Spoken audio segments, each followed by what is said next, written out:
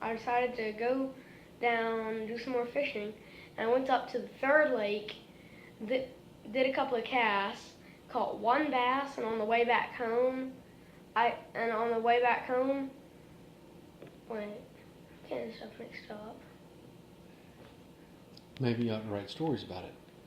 Maybe you ought to write down what happened. Maybe you ought to carry one of those field notebooks. What are you doing with that? Maybe you ought to carry one of those field notebooks so that you get a chance to write down what you've actually caught. Mm-hmm.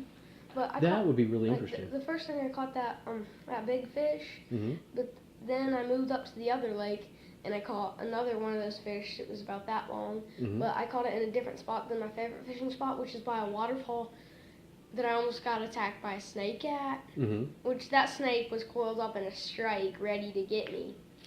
And it was on a weekend too. It was last weekend, mm-hmm. and I jumped like 3 or 4 feet out of the way, ran, grabbed a stick about this thick, that long, and I started hitting the snake, and it was just running, and I kept following it and hitting it. And once, even when it was in the water, I just went, bop. Like, get out of here. Like, I actually had a fish I had a fish.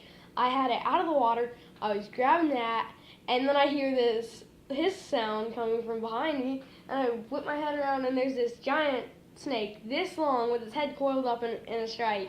And I jump 3 or 4 feet away, grab the stick, and start hitting it. And I'm like, bam. Like, get away from me. Dad, I could swear I was this close to it. Like, what?